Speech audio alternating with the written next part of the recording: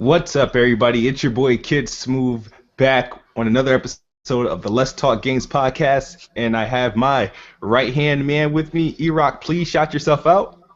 Everybody, what's going on? This is your boy E-Rock8150, the Don King of Xbox, on this prodigious occasion where I'm joining you live from a train station. So let's get it going on. And then we're joined by two special guests. Actually, I don't even think, or it's been a while, but Anchorman has joined us today. Hey guys, how you doing today?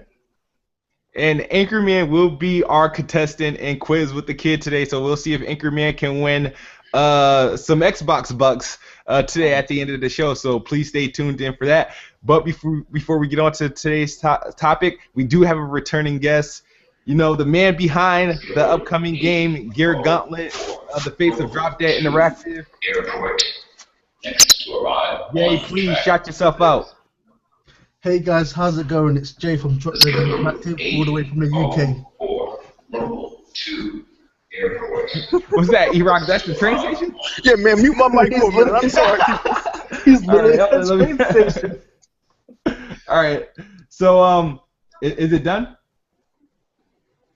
I'll let you know when it's okay. I don't hear anything. Great. So today, we're talking about a couple of things. If you can see the headline, we are talking about our expectations for GDC. We're also talking about EA getting a lot of heat again for the same reason again. And then first we want to talk about is the Order 1886, which broke the internet about a week ago. And so before I take my take on it, E-Rock, you just recently dropped a video in regards to the Order 1886 and the hypocrisy going around the gaming industry. Yeah, can you guys hear me? Yeah, we can hear you fine, brother. Yeah, listen, the video I made was basically saying, you know, I don't have a PlayStation 4. I'm going to have it eventually because if you want to be a proper journalist in this industry, I do believe that, like Jerry and Anchorman, you should have several consoles. I only have one console right now, which is the Xbox One. I plan on getting a PlayStation 4 soon. But the thing about the Order 1886, I wasn't knocking anyone who bought the game and enjoyed it. My thing was, you know, if you enjoyed the game, that's great. But there's just so much hypocrisy in this gaming community when, what's that game last year? Ross Center Rome. You know, Ross Center Rome dropped. It was a game that had a lengthy campaign. It had multiplayer, but everybody just dogged it out. Everybody dogged it out. And what us Xbox guys did, at least I know what I did, I took it on the chin and said, okay, whatever, the game wasn't that great. Let's move on to the next game. I didn't try to damage control it. I didn't make videos saying how great it was. And, well, you know, man, I work and I have a busy life and family and a job. I've only got time for 5 hours of gameplay anyway. Man, get out of here. Stop all of this damage control. Stop all of this foolishness. It's just too much hypocrisy in this gaming community. Like, if a game is a dog, admit it's a dog. Stop doing damage control. Stop the hypocrisy. I mean, if it hadn't been Microsoft, they had released a 5-hour video game with no multiplayer and no replayability, you guys would have, these fanboys would have just drug it through the mud. But it seems like Sony always gets a free pass. That's all my video was about, Kid Smooth, was calling out the hypocrisy. Now, Jay, you know, you about to some of your games are obviously going to be faced critics, and you're just going to be anticipating and waiting for what the public thinks.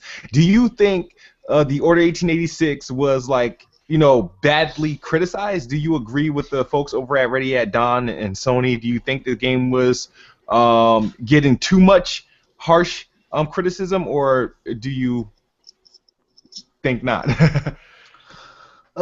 Yeah, as you say, it is something that as a developer, you sort of, it's constantly on your mind because, you know, you don't want to put out a game that people then put down and, you know, criticize really badly because it sort of, you feel it personally, and that's probably why that particular developer that spoke out about it, you know, with all those tweets, that's probably what sort of pushed him to do that. So for me, it is definitely something that it's constantly on mind. And I personally don't feel that it was falsely criticized in a way, because you have to think about it. Multiple press sites reviewed this game, and they more or less it's the same thing. So unless there was some sort of conspiracy, you know, that's obviously to me what the game. Level 2, Elwin. Yeah, so to me that is, I feel, what the game. You know, they were just speaking the truth, and you know, every individual can criticize it however they want. That's their personal opinion on the game.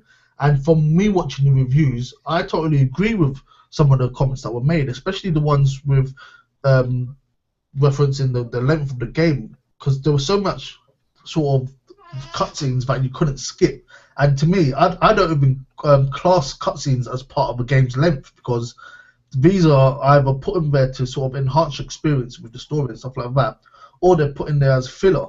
So if you start sort of using that as the length of the game, then, you know, like with the Order, you get 5 hours, but when you take that away, you've only got about 2.5 hours, 3 hours. So that's what I sort of consider the length of the time that I'm actually interacting with the game. So for me, the Order just was a bit off-putting for that same reason. As a developer, I'm very stressed for time. So, you know, it would make sense that I would want games to be shorter, but at the same time, we pay well, I pay £54.99 in the UK. I believe that's 60 bucks for you guys out there. So when you're paying this big money, I expect to get a game that's going to fulfill, you know, that price tag. So for me, the Order, it got reviewed just fairly. So yeah. Okay, Anchorman, what about your opinion? You know, we're a part of many of these gaming groups on Facebook, and you know, when the anticipated game comes out and it's not what everybody expected, it gets, you know, beat down. You know, we see damage control, we see the forced praise on games that really shouldn't get it. What is your thoughts on this? When it comes to games coming out, what happens a lot, especially when there's not a lot of games around, is we put undue amounts of hype on a game, and like people have expectations for the game that it's supposed to carry out some sort of role.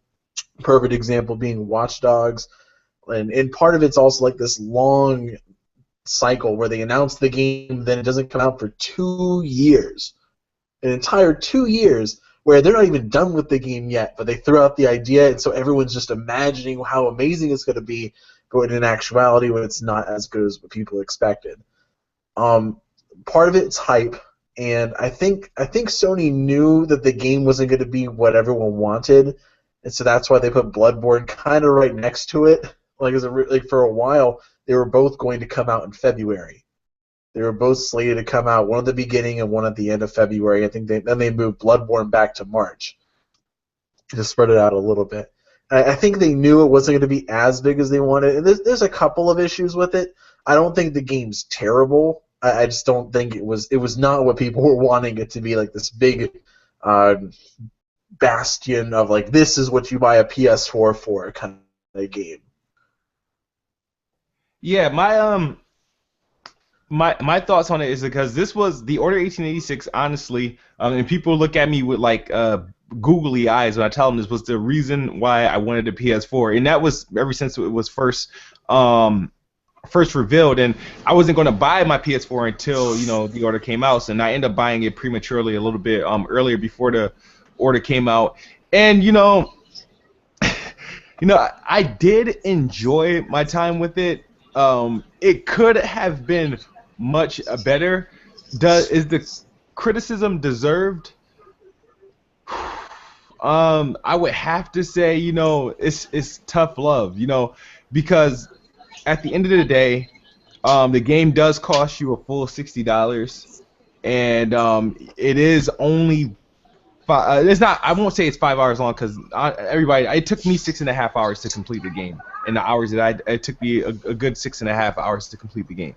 It's just that when playing the Order, you know, no matter how many times you play that game, nothing's going to change. It's always going to be the same exact way, and which sucks, because if you wanted to do a second playthrough of the game, it's not going to be a joyful one, because you have to sit back and watch all those cutscenes again. You know, I can see if once you beat the game that when you wanted to go back and do a second playthrough, you can just skip whatever and just get straight to the missions, because in its shining parts, it does have some good gameplay, and the action when you're in the shootouts are pretty good, but they only come in spurts. Everything else is those extended cutscenes and those redundant QTEs that are extremely predictable, that to the point it's just you don't get enough fulfillment. So once you get through with the game, there's no rush or anticipation on going back to it.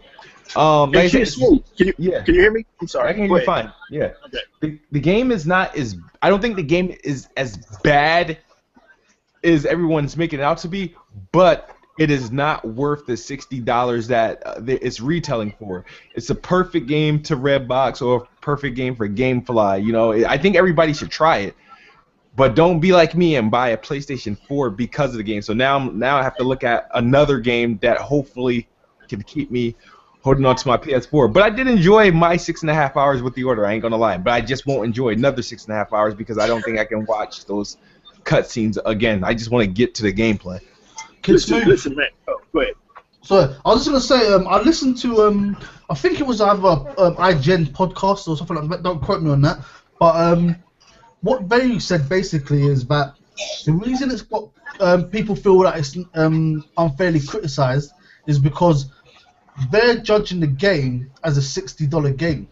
So when you're putting it up against other $60 games, you know, you have to. They might have a checklist or something like that. I don't know. I'm not a journalist. But if you're marking it on the same merits as a third-person shooter like Gears of War, and it's $60, there's certain things that the game has to be hitting. And if it's not hitting that, then obviously it's gonna look like a poor game. So even though the game might be good, if it came out labeled as a I don't know, the same genre as a Telltale, like a double A game kind of deal. Yeah, or a Telltale game or anything like that. If it got labeled as something like that with heavy quick time events, it's all about the narrative. So that's what they're selling the game on. The amazing story, because it looks like it's got an amazing story. But I think it would have got judged differently. But the fact that it's trying to come out like in the same light as something like Gears of War, because that's what everyone kept saying. This is PlayStation's Gears of War. So when you're looking at that, you know, Gears of War, I know what that did for me.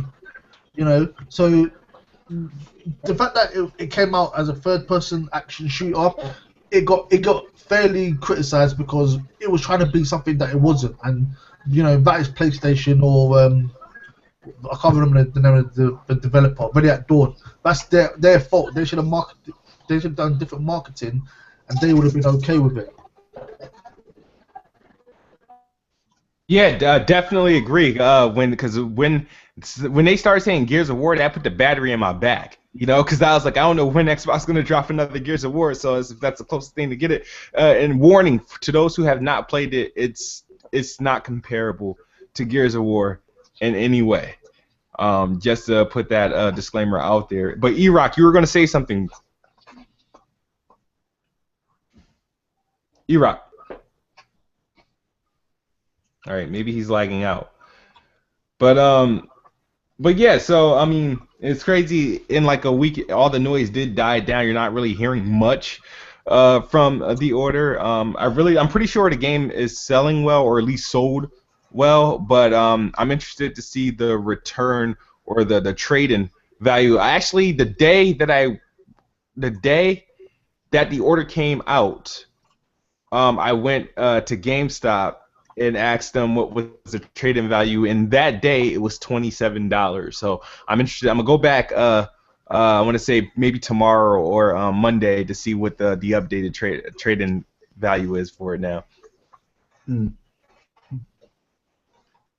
All right. Oh, and E-Rock dropped out.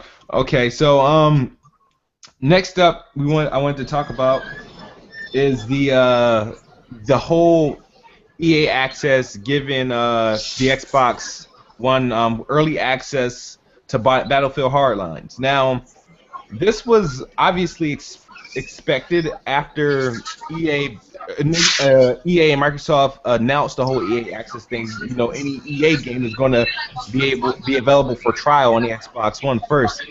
But with Battlefield, a lot of people took it personal, and we're back to square one again, where everybody thinks Microsoft is paying EA a ton of money, and they're forgetting that this was optional for everyone. Anybody want to weigh in on that? I mean, sure. I mean, it's there's what okay. The issue isn't so much that they're critiquing EA as much as they're not noticing that Sony said they don't think EA Access is a good value. That they were the ones who pulled the plug and said, we're not going to put this on our system because it's competing with PlayStation Now and it's competing with their own services. So, I mean, in their best interest, they pulled it, and it makes sense for them to pull it. But it's going to come with consequences. And the argument that they use is that it's not a good value compared to, at the time, what was it, like $5 for 4 hours of gameplay? It looked really, really bad at that point in time. And they have to realize that, yeah, both companies are going to mess up at some points, and this is one of those moments where Sony called it too early, and they're just going to have to deal with the fact that Xbox is the only one that has EA Access right now. And it's just going to be that way. And E-Rock, we lost you. Did you have a comment on still on the order, or are you have a comment on the EA Access in Battlefield?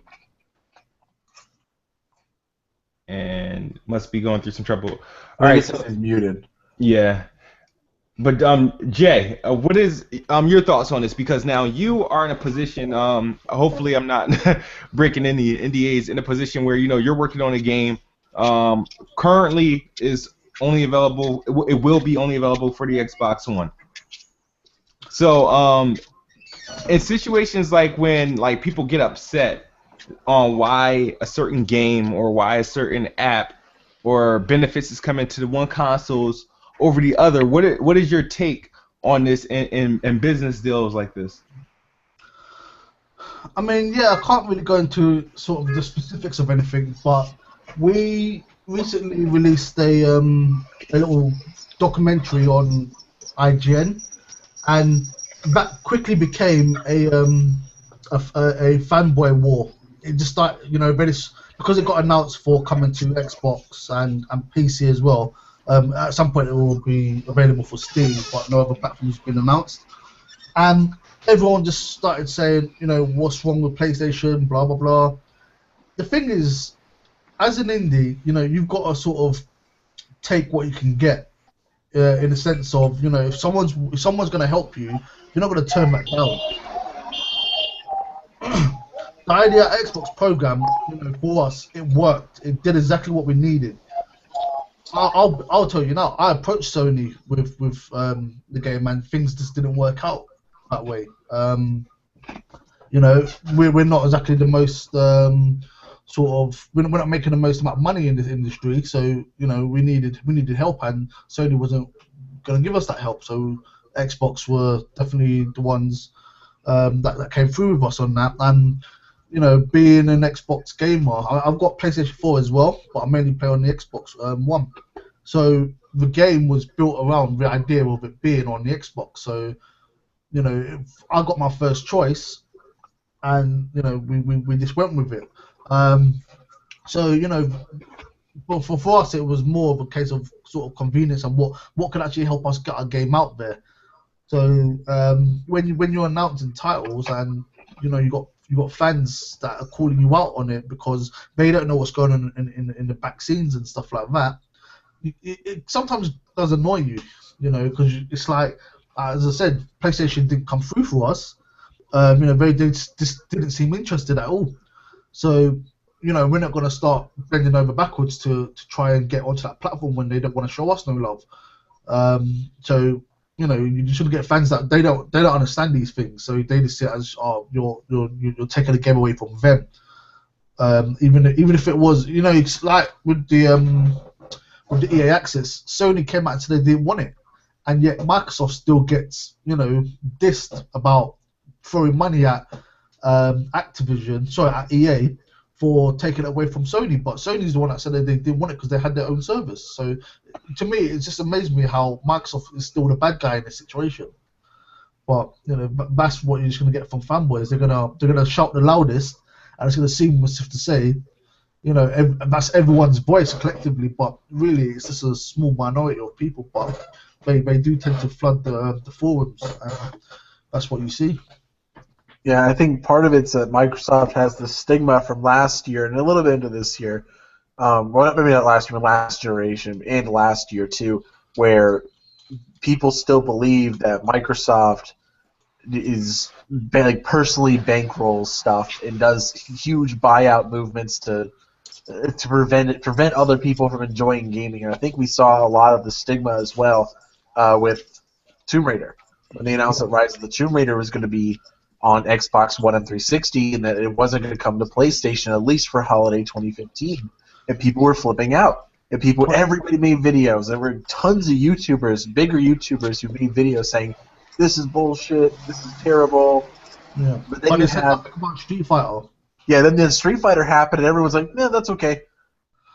Yeah, it's ridiculous. I mean, at the end of the day, these companies, they're all there to make money.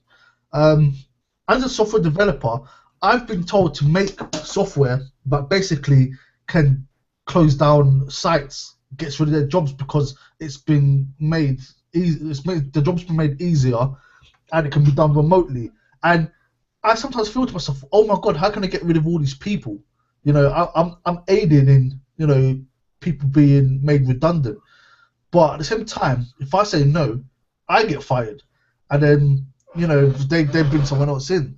So there's always that you need to survive and you need to make money. So it's just business a lot of the time. So people should take it so personally. Survival of the fittest. Now, do you guys think? I'm a part of. I've been a member of EA Access since they had it in like beta. Do you guys think it's actually a good value? Here, I'll let Jay go first. I think it's actually good value. The only reason why I don't have it at the moment is because most of the EA games I always buy. I bought FIFA, I bought Battlefield, I bought Need for Speed, and those were the initial ones that got announced for it, I believe. So if I bought it, I'll just be wasting my money. And then they brought out, I think it was Peggle and UFC 1. I'm not really into UFC, so it wasn't really my thing. And I believe they've got another game in there now. Plants vs Zombies and NBA Live. Again, NBA Live is one of those ones where I was like, I wanted to try it, but because I'm not really into basketball, because football's our thing over here. So that's the one that I got straight away. But for me, I think it is definitely something that you should get if you haven't got sort of that library already. If they get, I got Dragon Age on the PlayStation 4, and I got FIFA this time on the PlayStation 4 because I wanted games that I could play on my PlayStation 4, but I hardly ever play them because I'm always on my Xbox. So it's ridiculous. But so that might be a reason for me to get it, because I can get those games on the Xbox and play it there. So for me, that would be, if they got a new FIFA and they got Dragon Age, that could possibly be the reason why I would go and get it. But then they do the discount stuff as well. So it's depending on how you see it, it's a good deal, in my opinion. Yeah, I mean, if you look at it this way, it's $30 for the year. Not only you get access like a week early, that you do get 10% off any EA game, and the fact is that like anybody decided that they want EA access today, and they paid $30 for that year, they're getting 8 games right now. If they didn't have these games originally. See, me, I wasn't a Battlefield player. I didn't have Battlefield, so I got Battlefield when it came out. And FIFA, I mean, I'm not into soccer, but hey, now I can try it.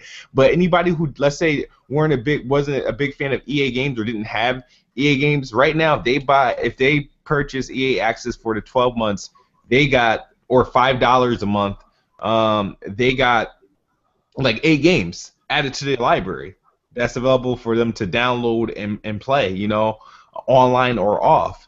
But I think that's that's a great value, because some of these games, you know what I mean? If you buy any of these games, obviously, if you pick up these games in the store or whatnot, or buy them just straight from the Xbox store, they're going to be a lot more than $30 but and that's how I always felt about it, is because I'm a sucker for playing games first. I like having that early access, so I'm looking forward.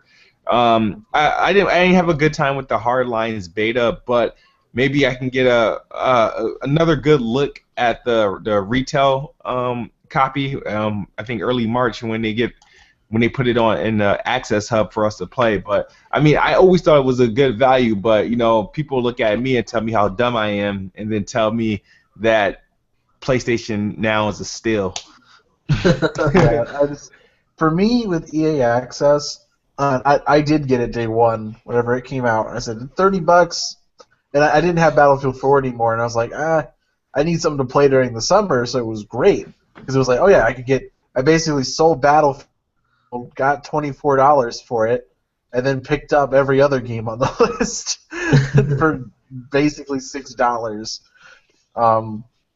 And so like I was really excited about that. I was like, great, this is gonna be great for me. And for the most part, if you like sports games, this is great because they're just gonna keep updating which games get put in there. And for me personally though, I don't care for it. Like I already had Peggle 2, that was like $15 or something like that. And like I said before, I had Battlefield 4, but like Madden 25, FIFA 14. UFC, NBA Live, like I really don't care about those because I'm not a sports gamer. But if you're a sports gamer, or if you just get your console and you're looking for something to do, or you're looking for your games to build up your library, I mean, $30 and you can play 8 games for a year. I mean, it doesn't get much better than that. I'm actually surprised that Microsoft's not actually using that to sort of generate more hardware sales, because, like you said, get a new console. That's 8 games if you buy the EA Access. So that is definitely a good marketing spin to get people to buy the console. Yeah, like bundle a subscription. Like oh, you get a 1-year subscription. Oh, yeah, that's $30 for them. Oh 8 games per player. Tweet that to Phil Spencer. Doing it now. Yo, E-Rock, you there? Yo, can y'all hear me? Yeah. Are you up to date on what we were talking about? No, man. I want to apologize to our guests and our audience, man. I'm having more difficulties tonight than Floyd Mayweather trying to read Goldilocks and the Three Bears. I'm back though, man. So, I'm back, man. So, E-Rock, well, like I said, we wrapped up with the order earlier. I think you had made a point after there. I know you wanted something to say, but I don't know if you got to say it. And then we were just wrapping up on the whole EA Access Battlefield Hardlines. Did you have any thing to say about the whole, people reacting and being mad at EA again in regards to the deal with Xbox? All right, first things first, I'm going to try to catch up. I'm going to do this rapid fire. First thing first, to answer about the Order 1886, I know I'm going to get a lot of hate in the comments section. Guys, listen, if you bought the PlayStation 4 for the Order 1886, you just got bodied. That's all. Just deal with it. We don't want to send a message to developers that they can get away with making 5-hour games with no multiplayer and no replayability just because they have great graphics. Stop trying to damage controllers. Now, as far as EA Access and Battlefield Hardline being on Xbox first, guys, remember, PlayStation said that EA Access was not a great value for its PlayStation customers. So they went with another partner, Microsoft, who thought it was a great value. Get over it. It is what it is. In this gaming industry, I mentioned this before, you should be trying to secure exclusive partnerships, exclusive deals, and exclusive games.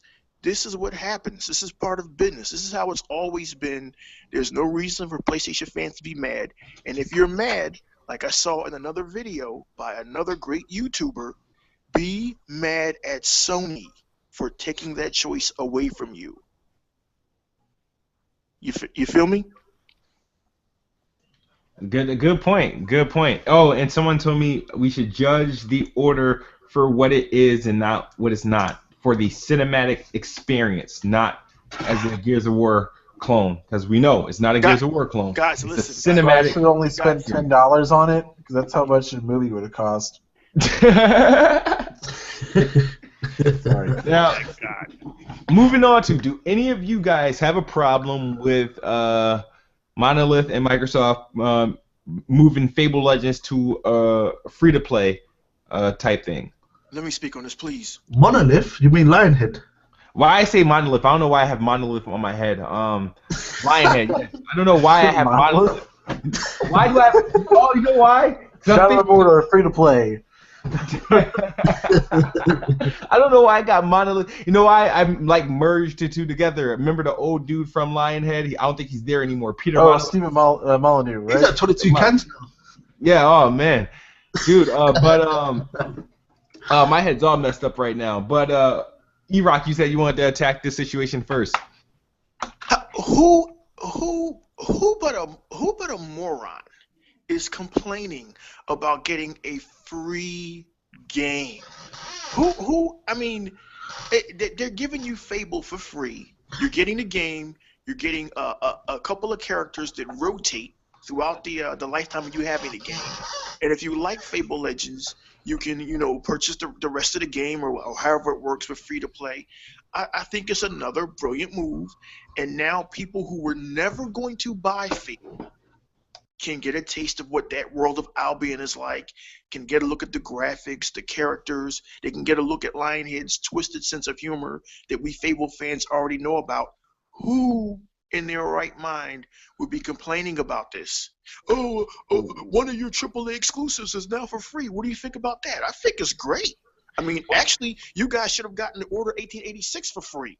So since we're getting Fable, a storied franchise, free to play. I mean, that's awesome. My take on this is free-to-plays are typically one of the most expensive games. Like they get costly quickly. And the thing is, I guess I don't know how they're doing it, if they're doing it like how Killer Instinct was.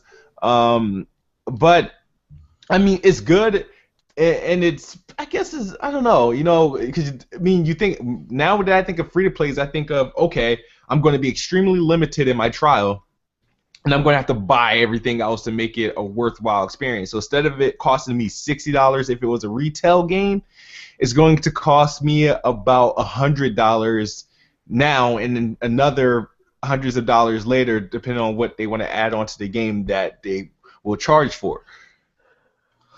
Okay, let me attack this from a different angle.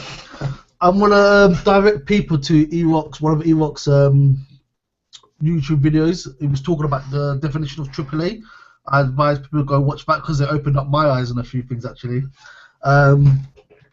Basically, this game was supposed to be AAA, and now they're saying obviously it's coming to free to play. So all of a sudden, a bunch of people are saying the game's not going to be AAA quality.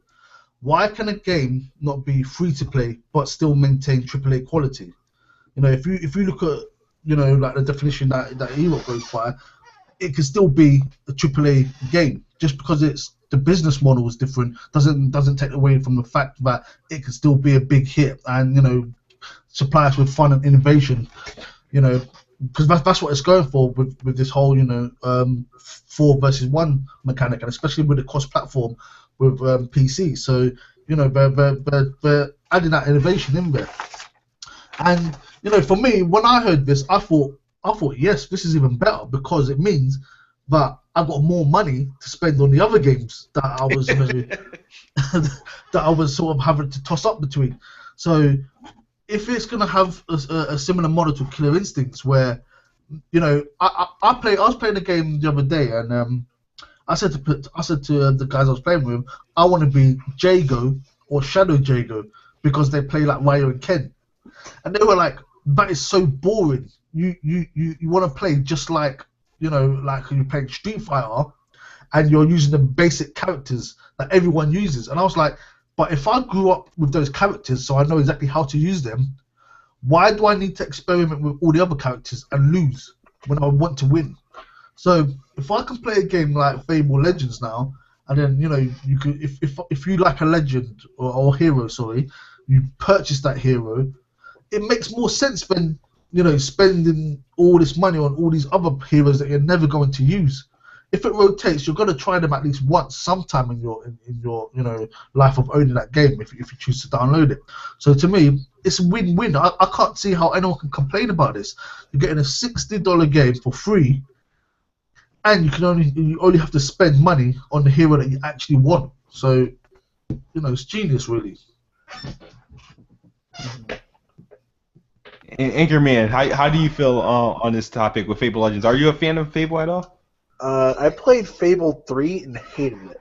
Yeah, that was a mess. That was a mess. That's what everyone told me. Everyone told me Fable 3 was not very good, and so my first impressions of the game, well, this whole series was terrible. But I mean, I realized that's just my first impression, and clearly other people like it. So there's got to be some redeeming qualities about it. You started on the wrong one. Yeah. 'Cause I was a Nintendo guy for the longest time, and so I jumped on 360 late, and so I just picked up what was new then. But my thing was, Fable has been altered. Fable Legends in particular is a rather large departure from what the series had normally been. So I never really viewed Fable Legends as being like the successor of anything. It was Microsoft taking an IP that they owned and trying to branch out a little bit and try to see what they can do with the IP. They see if they can make it a little more successful, expand the brand a little bit more, and make the franchise stronger. Kind of like Halo Wars a little bit, because I know Halo Wars isn't as popular as the other Halo games, but it's huge. People love that game. I have friends who play Halo Wars. They're still on 360 because of Halo Wars. Yeah, it's the same with what they did with Battlefield Hardline. That game could be its own game, but Battlefield tag just has so much weight on it that by combining the two, you automatically get all those Battlefield fans looking at this game, and then they're going to say, okay, do you know what? This is actually, they're giving us a fresh story, they're giving us some fresh modes. Do you know what? I'm going to buy this as well as owning Battlefield, which, I mean, to me, I found it very similar in gameplay, but there were a few modes where it was like, wow, this is actually really fun. And I just recently saw the story for Battlefield Hardline, and I thought, I actually want to play this game.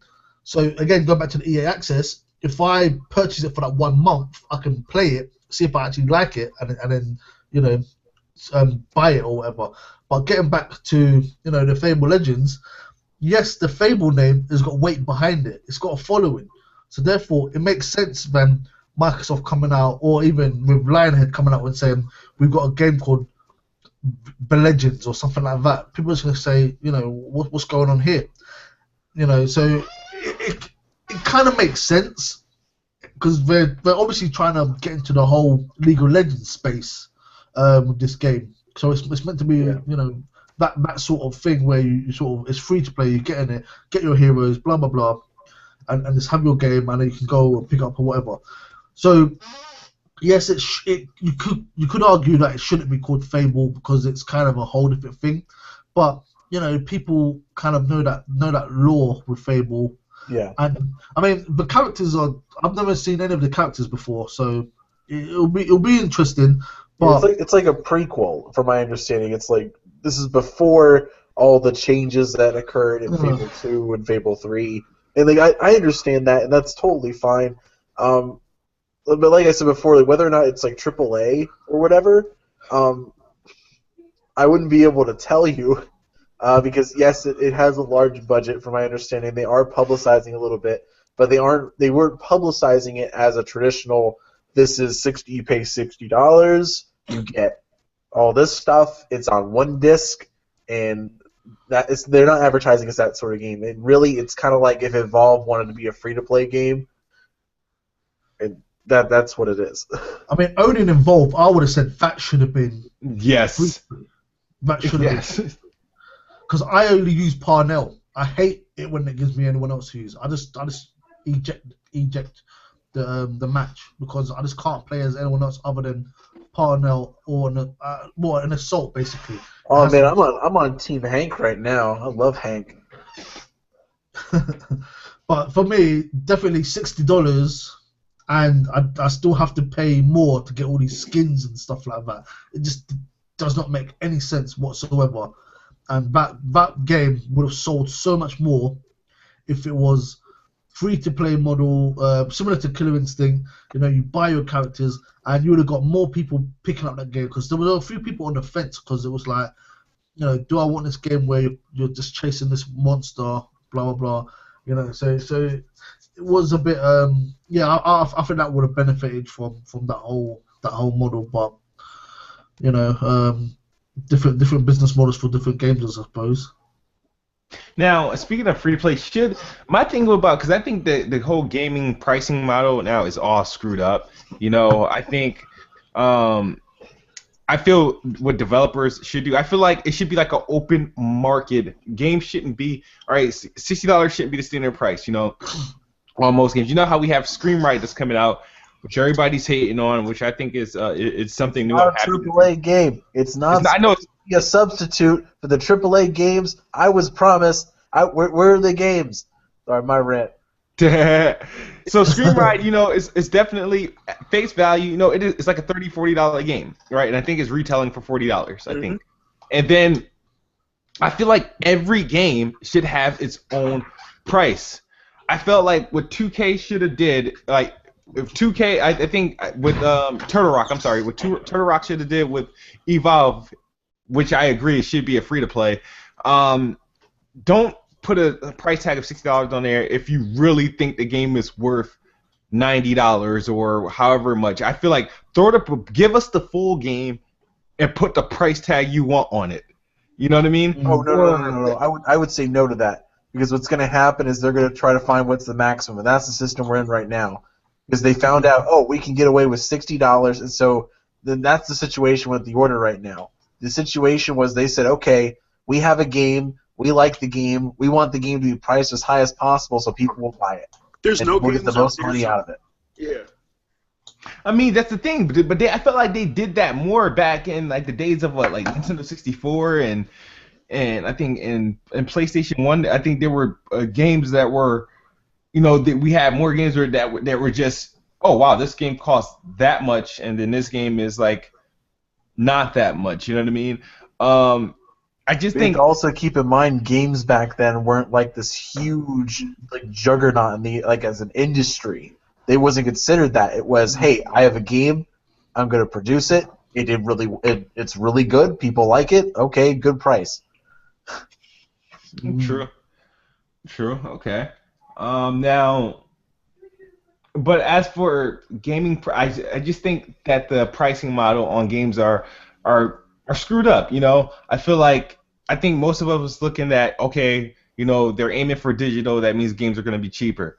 And then we're looking at I don't like the way this whole DLC thing is going. Like, it's like games are are more expensive. I know games are more expensive to make nowadays, but I feel like you will never get like a standard game that's just, it is what it is, and you know, it won't cost you any more later down the line. You know, I feel like every game is not going to cost. This is not my final price when I pick up this game up. This game, instead of costing me $60 today, it'll cost me $120 by the time that I'm done with it. We're getting robbed. That's the model you're getting right now. They want you to buy a base model, and the DLC is the rest of it.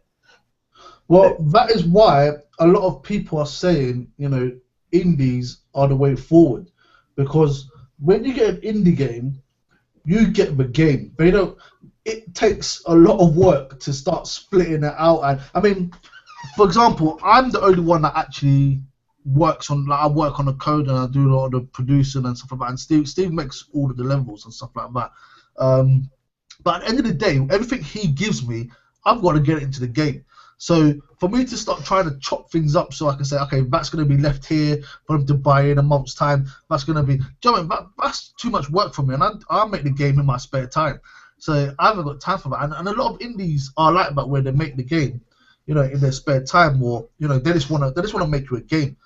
You know, you will obviously have these other indies, which they're not real indies, but just, you know, people that, you know, decided, oh, I'm going to leave my big a big publisher and set up my own studio so I can start making the money. And then they call themselves indies, but to me they're not real indies because they could just make a AAA game if they wanted to. But yeah, for me, an indie game is usually what you see is what you get. You ain't gonna be they're not nickel and dime people.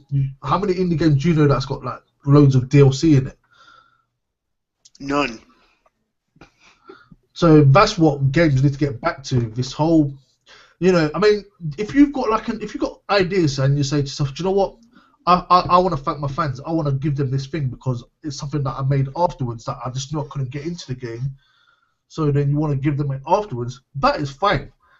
But yeah, I mean, like with the Evolve stuff, I mean, like for character skins, why the hell are you paying for character skins on a first-person shooter? Yeah. I need character skins for my first-person shooter, which I will never see. I remember when you used to play Street Fighter and you was like, what was it, blue Ryu or white Ryu, and it was like, just you didn't even think about it. But now it's like, I'm gonna charge for that. I'm gonna charge for a different color palette. It's just ridiculous. Gone are the days where you used to unlock secrets and stuff. Like when you have to unlock, additional content. You have to unlock like a secret boss. No, you gotta buy them now. When things come at a cost. The only DLC I can really respect are the DLCs. When you make a game, you feel like, all right, my game is done. I'm ready to put it out. You put it out, and then like 3-4 months down the line, you thought of this crazy idea of like, oh man, I should have put that in my game. But you don't want to wait until your next game because it's too early on, and then you develop something to add into the game. You know what I mean? Because most of the DLC we're getting is stuff that's been built with the game, and it's just being released in increments. Yeah. Whereas, like, I can respect the DLC if the game was completed done and they just come. I think so the guys at like Epic, when I think it was like the first Gears or Gears 2, where their DLCs came like much later than usual because their like first batch. I know when they first were doing DLCs, they weren't originally built in a game, or they couldn't like literally fit in a game. They couldn't fit, so they had to push it out later. So and nowadays you can fit these machines that we got with the Xbox One and PlayStation 4 they're beasts. They're underrated beasts. A lot of people say they look at it and be like, oh, they're weak. They're not weak. These consoles are beasts and they have untapped potential. You could fit a lot of data into these games. So I don't want to hear like the excuse of, we couldn't get this into the game, or we just came up with this. They know what they want to do. Like Destiny's 10-year plan is already on a disc. I was gonna pick up Destiny. I was gonna pick up Destiny because, like I say, these I can vouch that these consoles are beasts. So all these PC elitists, they just need to stop it. But going back to Destiny, this is a game that I got the demo, the beta or whatever. If I had known that was basically the whole game, I would not have bought this game. So, the fact that people are finding all this DLC content on this game, on the disc that you've already got, to me that's very shameful, and I think they should be taken to court. Because I feel robbed with that game. I literally feel robbed, and I feel that they should do some jail time. That's how bad I feel about Destiny. It's just ridiculous. But if there was going to be DLC for Destiny, I would very much welcome some story, because it's ridiculous that you have to go to a website to figure out what the hell's going on. That's sad. Like it would be one thing if it was just like extra background stuff. Like if you were really, really into it, like Skyrim or something. Like if you really want to read the lore and find out all that kind of stuff, that's one thing. But like when there's parts in the game where the traveler or whatever his name is tells you, I could tell you everything that happened, but I won't. Yeah, exactly. Like, come on. You're picking up cards that say go to www.bungie.net. What ridiculousness is this? It's just silly. But so yeah, for me, if they could add the story, like a proper story, like you go in. I mean, how can you have a social area, but literally you got 5 shops or something like that, and that is the only interaction.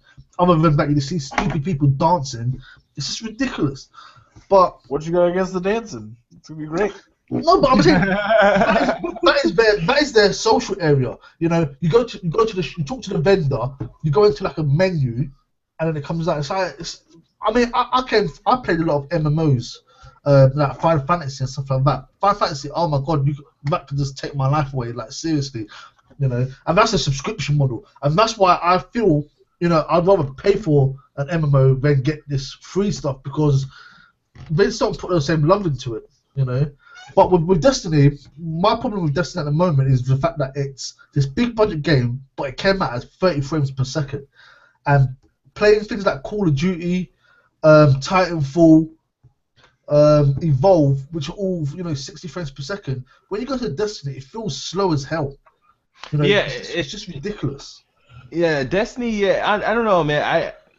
I didn't Destiny. Like I said, I wasn't a big fan of it. You know, I really was. I skipped. I made a video saying, you know, why I'm skipping out on Destiny. I skipped it. I completely skipped it. You know, after the beta, I didn't really care to shell out 60 or $90 for it if you wanted all the extra stuff. And then I felt shafted about their deal with Sony. Not that I disliked the deal. It's just that Bungie and, like, you know, Activision must be crazy if they think I would still be playing Destiny by the time that the PlayStation DLC releases on the Xbox. I would not be playing it by then. It would be a waste. I wouldn't want nothing to do with it. By the time, it better be free a whole year later, you know, at that time. But yeah, that's the thing. Destiny, I just didn't have a good vibe on that game. Now you brought up Titanfall, and Titanfall is one of those games like, you know, everybody bashed because it was only multiplayer, it didn't have a real campaign or solo experience. It was only 6v6, I think, same as Destiny. Yeah. And the thing is that on a multiplayer game, you need heavy support, especially if there's no like other options but just multiplayer. And I think Respawn and they did a good job with support and content, even though the game didn't launch immediately with all the content that it has now. And the content that we got now, you don't have to pay for. These are just updates to the game, which is amazing. You know, I think they did the best job when it came to DLC because Titanfall's DLC, their season pass was what, when it first launched, even though you can get it cheap now, it was what, I think it was $20, $25. Yeah.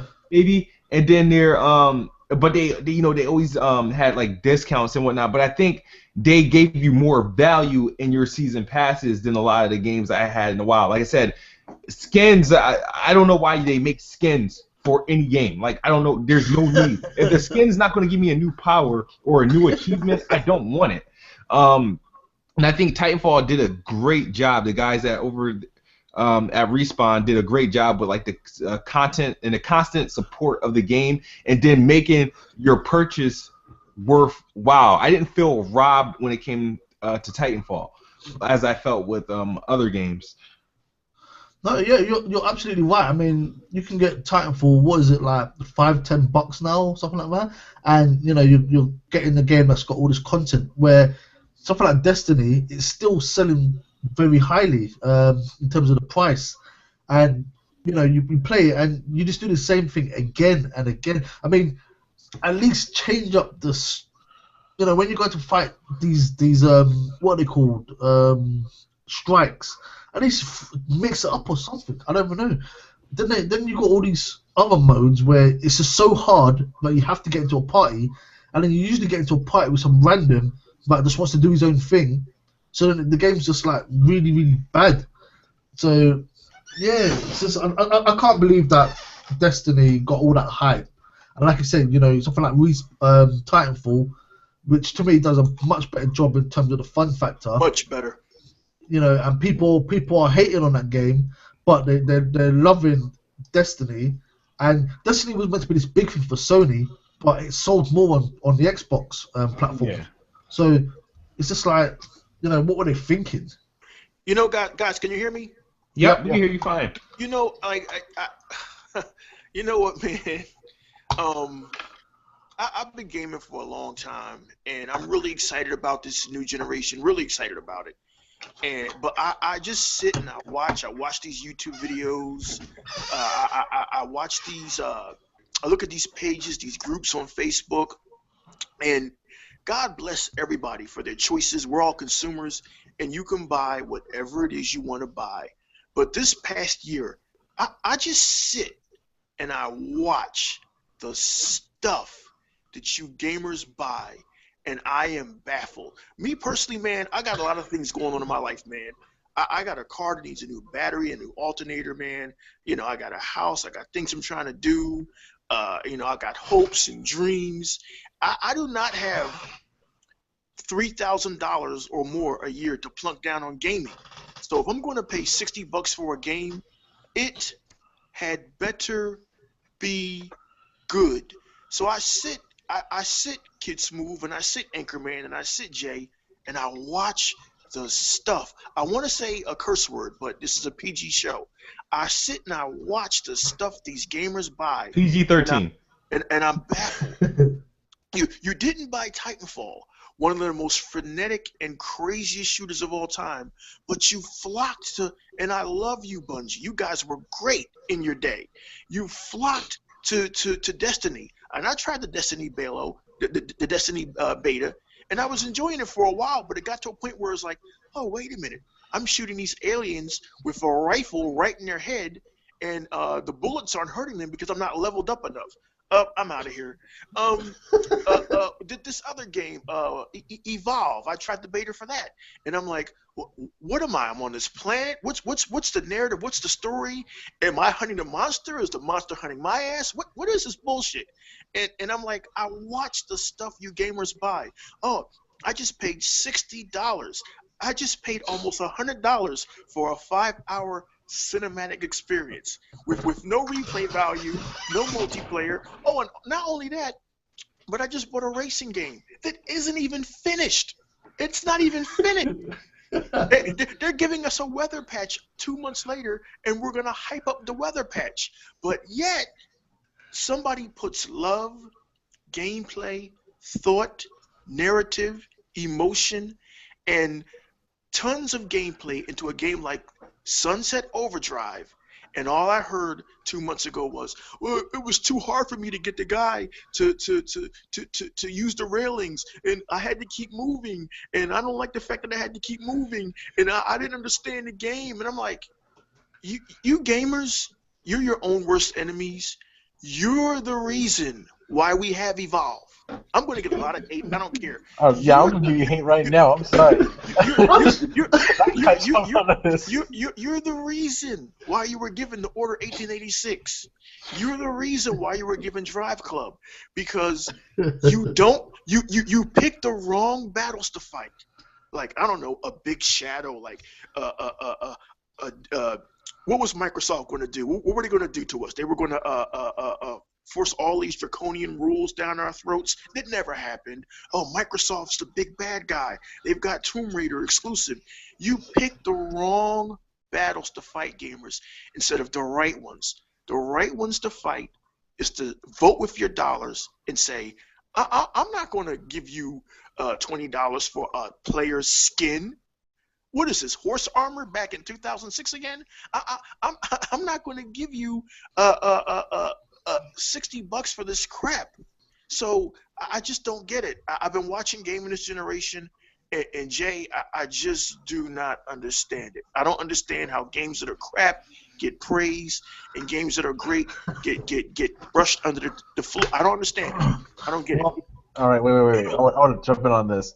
Okay, with Evolve, here's the situation with Evolve. I played the beta. I hated the beta. I hated the damn game. I hated everything about it, and just because I'm a huge Left 4 Dead fan. And then a buddy of mine, Smashing Santo, actually got the game for me, and I played it, and I actually really do enjoy it. And then people were saying, "Where's the story?" Sorry, Anchorman, I'm sorry. Smashing Santo bought you the game. Yeah. Santo, if you're watching this game, if you're watching this podcast, I will remember that. I will remember that. That's all. Go ahead. He'll know. Anyway, I got the game, and I played it, and I really like it. And it's like Left 4 Dead 1 in regards to story. They don't have an explicit story. All you know is you're survivors. getting from point A to point B to not die. And that's all you need to know. And there's some background story that's revealed through what is it, dialogue between characters under certain points under certain circumstances. I mean, that's how you find out about the world. Like by playing Evolve, I found out quite a bit about the background of not only the people but what's going on in the world, about the mutagen wars, about all this other stuff that's going on, the combining of insect DNA with humans and stuff, and all that kind of crazy stuff. So by that, no offense, but by that marker that the Anchorman just gave us, Sunset Overdrive gave us too much damn story. There's no such thing as too much story as long as you can balance show and tell. Right. Yeah. I mean, I don't know. Me, it's just like I've actually had some people who became my friends on Xbox Live, and they email me. They're like, "Oh man, we seen your collection. You're not a gamer. You're a fraud, man. You're not a gamer. You're a casual." And I'm like, dude, what? Because I didn't go out and buy the what's that shit? The Shadow of Mordor? I didn't want to buy. I've had enough of the Lord of the Rings. I didn't want to buy Shadow of Mordor. Go ahead. E-Rock, I got a tweet from Broken Games HD. He says, watching your podcast, ask your boy what's wrong with Evolve. All those games he named are at least decent games. Yeah. What's the matter with Evolve? Yeah. Don't they want you to pay for a character skin? That's a sin. That's a sin in of itself. All right, let me jump in here because I'm starting to get scared now, Ewok. I'm not sure I'm going to release Giggle it anymore, or at least not in your territory. But yeah, I mean, for me, what you're saying, what makes people buy these games? I'm a developer. I nowadays play games, and when I play them, I just see the mechanics. Right. Because, do you know what I mean? I'm thinking to myself, okay, if I'm going to try and innovate, are there certain mechanics that I can mix together to make something new, or is there something that they're not doing but I could possibly bring to the table and stuff like that? So a lot of the games that I play are literally it's like research for me. Right. I might not buy it for research, but it becomes research because my mind's just working like that now. That's the territory that I've gotten myself into. So it's a bit crazy, and something like that. And also, as a developer, you're never going to say to yourself, "My game's shit," or right. my game's crap. No matter what, even if you know it's crap, you're going to say to yourself, "Okay, this is going to be good for someone." Right. Or you're gonna want to get some of that self-respect back from working so hard on a game that has become crap. So you're gonna obviously want to spin it off in any way you want. And even if you don't even believe it's crap, even if you for yourself you think it's the most amazing thing ever. Yeah. At the end of the day, you want people to believe in what you believe in your game. And that's what you want them to believe, basically. So, right. When I go out and talk about Gear Gauntlet, I'm not thinking to myself, "Oh my God, I'm gonna sit there and write a long speech of lies, that I'm gonna tell everyone." I'm speaking about Gear Gauntlet the way I feel about it. When I started designing the game, these are the feelings that I wanted my players to feel. So when I'm saying, I want a game that's hard, that you can't just pick it up and say I'm the best. You have to actually learn to play it and build up that skill. I mean, Kid Smooth played the game, and when he first played it, he was like, "Damn, this is too hard." Then he carried on, and he got better at it, and that is exactly what I want from the game. So I'm probably gonna get someone that's gonna say to me, "This game's too hard. You're an idiot. Why is it so hard? Why are the achievements rock solid? Why can't I just pass one level one and get an achievement?" That's not what I was trying to go for with the game. Yeah. And that's exactly the same thing. I mean, AAA games, you've obviously got a publisher. Publishers see numbers, so for them, they're just trying to work it the best they can. And there's rumors that that around about Evolve that they made the game and then the publishers made them put in all that DLC crap. Right. Yeah, that's true. I can agree that's my with thing, that, though. man. You can't judge whether or not a game is good or not based on its DLC. I mean, we can critique them and say, yeah, like to buy the bog skin for one monster is $3, which is outrageously high for a skin that, yeah, you're going to be able to see it because you're a monster and you're third person, but it's just one skin for $3. Yeah. And that is outrageous. We can critique them for that, but as long as the game feels complete and it feels like it was worth your money and your time, I think it's a good game. So But, going back to the concept of story, though, if we want the industry to be better, everybody better buy Fallout 4.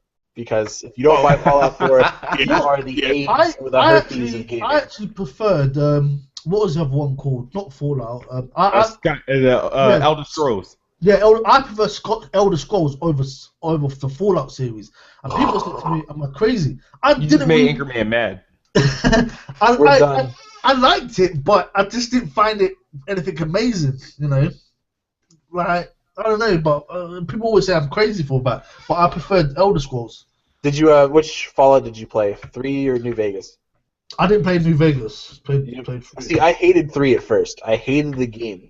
I hated everything about it. The main story, I thought it was terrible with Liam Neeson. But I played Fallout New Vegas, and it was a little more open-ended. And I fell in love with the game, then went back to Fallout 3, and then loved that game. See, the problem with me is that if I don't like the first thing, so if Fallout has burnt me, or just didn't interest me that much, it's going to be a hard sell for me to buy Fallout New Vegas because I just see it as $10. Well, it doesn't. You can find this thing dirt cheap. You probably can, but you know, at the time, I was just like, well, I didn't really, you know, get into Fallout that much. I mean, I completed it, but I was just like, I don't want an expansion pack. I don't want any more of this game. You know, I want to move on. I'm waiting for the next Elder Scrolls and stuff like that. So for me, it was just a move. I was just ready to move on. But I just wanted to go back to Evok's question really quick because he said, "Why did you buy these games?" For me, you know, number one, the multiplayer. If I see a game that I think is going to bring a whole bunch of my friends together, then I'll buy it because I moved away from my hometown. So, you know, a lot of my sort of interactions with my old friends and stuff like that is via multiplayer games. That is why I praise the Xbox a lot over the PS4. Just because of, you know, the chat and stuff like that, and you know, from the 360 days as well. But also, some of these games, I mean, sometimes I do buy into the hype when they sort of, you know, bring out all their marketing stuff, because they do sell you this dream that, you know, the game is going to do X, Y, Z, and you want to be part of that sort of story. And that's sort of why I went with Destiny, because I was like, okay, they said there's going to be this epic story, but there was no story. So that's why I say that they should go to get taken to court, because that was just ridiculous. But other games, you know, it's like, yeah, for me, Evolve was the multiplayer. But again, it was just like, okay, this is this new genre that they're trying to bring with the 4 versus 1. I want to be part of that, you know. And just stuff like that. And I mean, I didn't get Shadow of Mordor. I played the demo for Sunset Overdrive, and I did like it. But again, it was one of those things where I don't know. I just didn't make the purchase. Not for everybody. You know, and so I understand why you get a bit upset with that game. But I mean, because you did a podcast earlier where you said that we should buy these first party titles, and I did not agree with what you were saying there. I understand. And that's one of the reasons why I said to Kid Smooth I want to come on these shows, because I'm not coming on as a developer. I'm coming on as a gamer, because you know, I've got my own thoughts and feelings with things, right? Which just happens to, you know, spill into development and stuff like that. But you know, for me, you want to. I want to support Xbox. I want to support PlayStation, but I'm not going to buy the first party games just because they're first party. I have to like them and know to myself it's going to be one of those games where I'm going to constantly play. You know, as I said, I bought Dragon Age because someone said it was like 100 hours or whatever it was, and I thought, wow, I can get so much bang for my buck on that. But I bought it on the PlayStation because I wanted to have some games, and my Xbox was filling up. I've not played that game for more than 2 hours, so you know, it's just like for me, it's just a waste. So, but do you know what I mean? For me, I heard the hype and everything, and then I thought, yeah, this is definitely a game that's gonna give me my bang for my buck, and it just didn't work out like that because of life and stuff like that. So a lot of time when I don't buy games, it is because of life, and I just think to myself, do you know what? I'm never gonna play this game. I'm not gonna get into it. You know, it's not to do with the length. It's just to do with what do you call it? When if you play a game and you keep pausing, you just get out of the zone. So it's not the same experience. But yeah, yeah. I'll let someone else speak now. Yeah, but like, oh, sorry, kid. No, I'm just saying because we're going into that uncharted territory when it gets too long. But well, no, that was a good discussion. What you got to say before we move on? Yeah, just to let gamers know, please, as always, send all your hate mail and complaints to Kid Smooth. But listen, guys, maybe it was a bit too harsh to say, guys, what are you guys buying? You guys have a valid point, and you guys are all what I call true gamers because you are the reason why the game industry exists. All you gamers that went out and bought Shadow of Mordor and went out and bought Evolve. You guys are keeping the game industry going. And I did not mean to come off so harsh in slamming those games. It's just me personally, maybe it's just me. Maybe I've been gaming so long, I've gotten jaded that for my $60, like, man, you better bring it, man. You better bring it. Like this March, I'm taking a chance on this game. I love racing games. I'm taking a chance on Project Cars. Don't do it. Project Cars looks like they're going to try to bring it to Forza. I mean, it's just to get my $60, Jay. You got to bring it, man. I've got to see the love. I would advise people wait for reviews on a lot of games because too many people are buying games. Wait a minute. Hold on, Jay. Are you trying to say that reviews matter? Reviews count? I don't think it counts in the sense of if someone says it's shit, you shouldn't buy it. I think that you should just at least hear other people's opinion. Right. And then because at the end of the day, there's always going to be hidden like with games, like for example, like these really, really hard games. They always say about 1% of people ever complete these hard games. So therefore, the worst levels are always right at the end. So what people tend to do with hard games a lot of the time is you just make random games. You don't make them per. You don't say to yourself, "Oh, this is the first world. I'm gonna make X amount of levels. This I want to make the second world X amount of levels." You just make levels. You just make them, and then you start sorting them out as and start saying, "Okay, this one's a bit easy, so it'll go into that bunch. This one's hard, so it'll go into that bunch." And stuff like that. So my point is that the levels are just randomly made, and then what you tend to find is that the back end of the levels, with the ones where they know that hardly anyone's gonna get to, are usually so crap or so hard that it's impossible to do. So therefore, if you can get someone that's played that game and said to you, "Do you know what? It had a strong ending. The whole game throughout was amazing." That kind of says to you, okay, well, they really enjoyed it. So, I got more faith in this game. So I don't think you should just take a review and say, okay, IGN said it's not good, so I'm not going to buy it. Or GameSpot said it's not good. Or Kidsmove said it's not good. So, I mean, like Kidsmove gave the order, what was it, a 7 or something like that? 7.5. A 7.5. And I said to him, how the hell can this game get a 7.5? To me, but then that's 7.5 for him. To me, you don't keep saying it's got 5 hours length, 6 hours length, 10 hours length. It's got 3 hours length maximum because cutscenes, some of them I don't care for. I'd rather watch it as a DVD, as a standalone DVD. To give me a film or something like that. What I'm actually when me pressing the buttons, that's what I call gameplay, where I can actually interact and not just necessarily pressing quick time events, unless it's a game like Telltale's Game of Thrones or the Wolf Among Us, which I'm playing now, and that I hardly ever have any interaction, but I know what I was getting when I bought the collection for half price. See, I got it for half price because I'm not gonna buy it for what was it, $60. I waited for the price to come down or whatever it was. I don't know. It was £60 in it was £60, but I got it for £35. So I waited and stuff like that. But you know, I definitely think wait for reviews. And speaking of reviews, guys, before we leave, you know, a lot of folks out there are already dissing Scream Ride, but how funny is it going to be if Scream Ride comes out and it gets like 8.0s and 9.0s? You're going to see everybody on Facebook just walk silently back into the bushes like Homer. It's going to be so funny.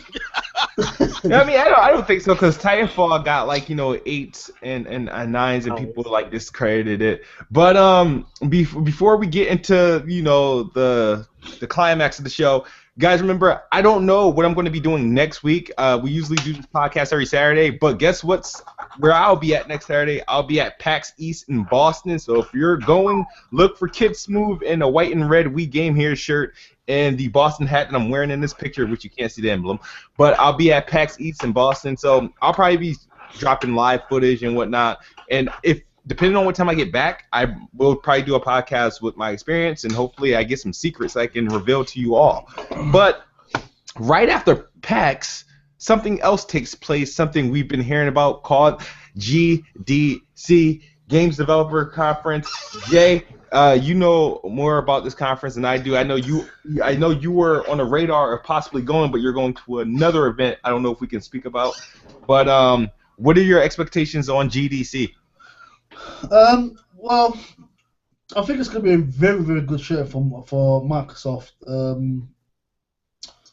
I'm very excited about the whole Windows 10 thing. You know, I use Windows and a lot of Microsoft products at work, not for my game development, but for my actual day job, which I make a lot of business applications and stuff like that.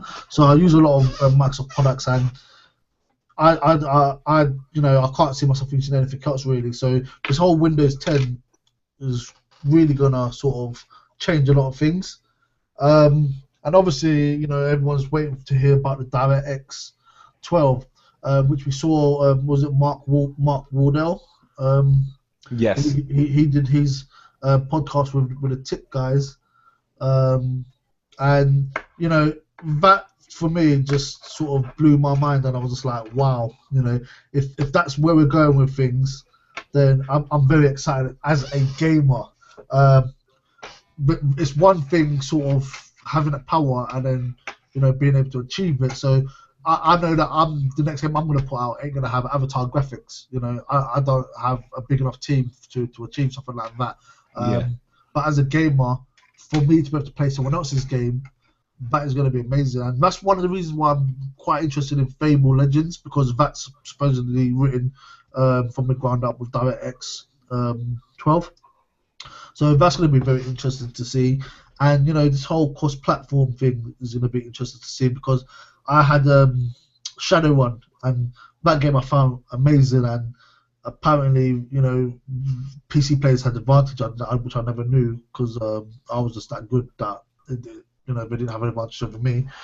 But, you know, if we can get games back to that, then that's very exciting as well. And I'm very excited to see if it happens the other way as well, which I have strong feelings that it does, but, you know, nothing's been announced at the moment. So, yeah, that's going to be interesting. And also, HoloLens, you know, that's something that, you know, I would love to get my hands on. You know, got a few ideas of, you know, how we can sort of introduce that to games and stuff like that. But, yeah, for me, GDC is going to be very interesting. You know, I'm a tech-heavy type of guy. You know, I'm always, you know, interested in hearing new technologies and stuff like that. So, very excited. All right, Anchorman, what's your expectations from GDC? I don't go in with expectations for GDC. I would just come out amazed. Hey, what about you? I just don't go in with expectations, because if I do, one, I don't know what the hell I'm talking about. Yep. Two, it's better to go in there and just be completely surprised, stunned. Yeah. And what about you, E-Rock? Some huge game announcements. Hopefully, some new games from Rare, or some old titles returning that we haven't seen in over a decade. That would be a huge surprise. Just a lot of great games from Microsoft. That's what I'm expecting. That's what I'm hoping for. Well, honestly, I have no like Ingerman. I have zero expectations on GDC because I can only get expectations on stuff like Gamescom and E3. I don't think I paid, even though I heard a lot of my new. I'm pretty sure I heard a lot of news from GDC in years prior. I never really knew. I know it's mainly for game developers and more on a tech side. So I'm interested to see what's coming out of it and finally get some complete English clarification on like DirectX 12. But as for expectations on new games or anything, I'm not expecting anything. I'm just waiting to be surprised and get me amped up for E3. But even when GDC takes place, I will be wearing off from my excitement from PAX. Can't wait. But we are at the end of the show, and this show is never a closer without E-Rock. We finally got the name for the show. Yeah, finally. We finally got the name for the show, and today's contestant is Anchorman, and we're going to be playing Quiz with the Kid. Catchy, right? Quiz with the Kid. I should get a T-shirt, and I'll make a song, and then we can play it before, whatever. All right, so this game is called Quiz with the Kid. I am going to ask you, Anchorman, 5 questions, and you have 5 seconds to answer each question. Now, there is no other participants. You're not competing with anyone but yourself in time. So you have 5 seconds to answer each question. If you get 3 out of the 5 questions correct, you will win yourself an Xbox gift card of an undisclosed amount. So, are you ready, my friend, to participate in Quiz with the Kid? Sure, why not? I just got off of work. That's the perfect time to do a quiz. All right.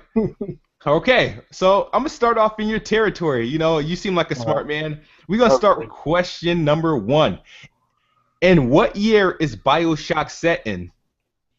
1960. Okay. Wow. Question 2. This game was published by Microsoft and developed by Silicon Knights and released exclusively for the Xbox 360 August 19th, 2008.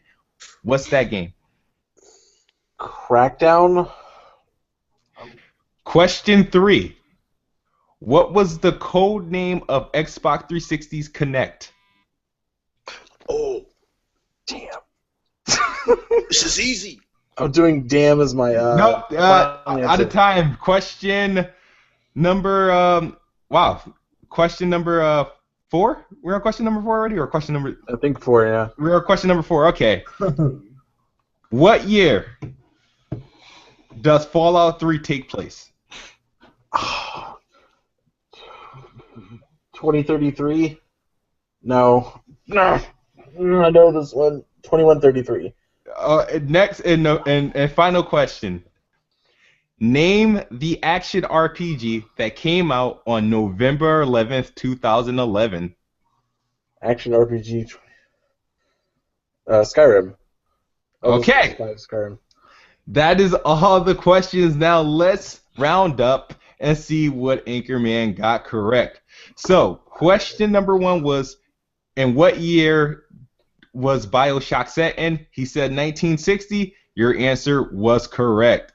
Yeah. And then question number 2 was, this game was published by Microsoft and developed by Silicon Knights and released exclusively for the Xbox 360 August 19th, 2008. You said Crackdown. The correct answer was Too Human. Oh, I didn't know that. Oh well. And question 3 was, what was the code name of Xbox 360's Kinect? You said damn, and you ran out of time. The correct No, answer damn is my final answer. the correct answer was Project Natal. Oh, that's the one. Okay. And then These are some hard questions. the 4th question was, what year does Fallout 3 takes place? You said 2033, and I think that was I Metro. said 2133. 2133. It took place in 2277. Like That's random. 2077. It's a long year, actually. My bad. That was kind of hard.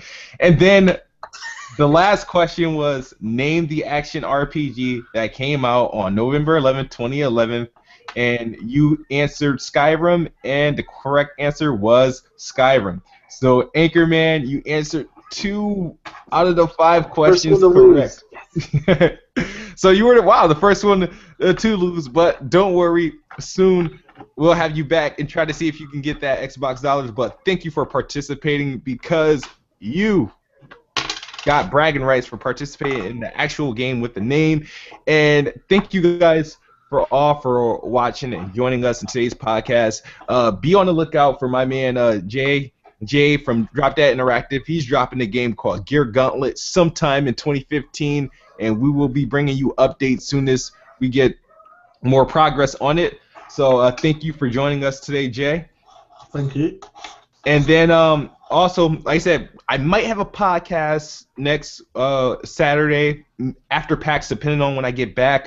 But I will be updating you as we go and giving you live footage and my experiences. Questions from the show floor. Questions for the show floor? All right.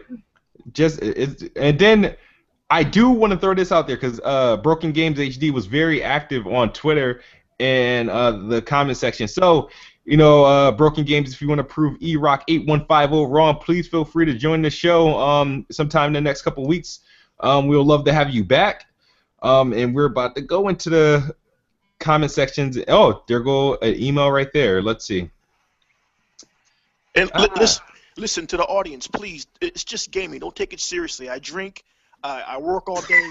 Let's not come heavy because I dissed your favorite game. Come on. Because I dissed World of Warcraft. Come on. Yeah. People don't like you for that Evolve comment, right? ERock. They're not happy with it. People are playing Evolve. Yeah, apparently. Gibmeister said Gears of War charges for skins. But at least in Gears of War I can see my character. Yeah. So that's all I wanted to throw out there, okay? And then American Alucard, that's not a question. He posted up somebody's PSN profile saying they didn't complete the game The Order 1886. Wow. And there's a bunch of pretty much no comments. Arguments. Okay. Somebody asked Breaker206 asked, is Fable Legends an RPG game or is it similar to like a MOBA? It's a MOBA. It's a MOBA? Okay. Yeah. You heard it first from Anchorman. He confirms that Fable Legends is a MOBA. And I think that's it. There's not really much questions in here, but a lot of interesting arguments. I just want to thank everyone for showing up and watching the Let's Talk Games podcast. I know we went a little bit longer than usual, but it's been great. We got Jay up way past. He got to be at work in a couple hours. So I work Monday to Friday. Yeah. Okay. Cool. Now I don't feel too bad. But it's been great talking to you guys. Broken Games, if you're still watching this, I would love to have you back on the show. Also, would like to bring back Blackbuster Critic, and we should have the Red Dragon on the show after GDC sometime. So I'll update you guys on that. So you guys better tune in to Let's Talk Games podcast in the month of March because we'll be here, and we also got more game developers coming. March 21st, we're going to have the guys behind this game called the Super Stick game. We'll have some more information on that pretty soon. And thank you guys for watching. Like, subscribe, share. As always, Ask Kid Smooth. Check out my videos and my reviews. And as I always say, Xbox is the best box, and I am the best bot. Good night or good morning if you're on the other side of the globe. We're out.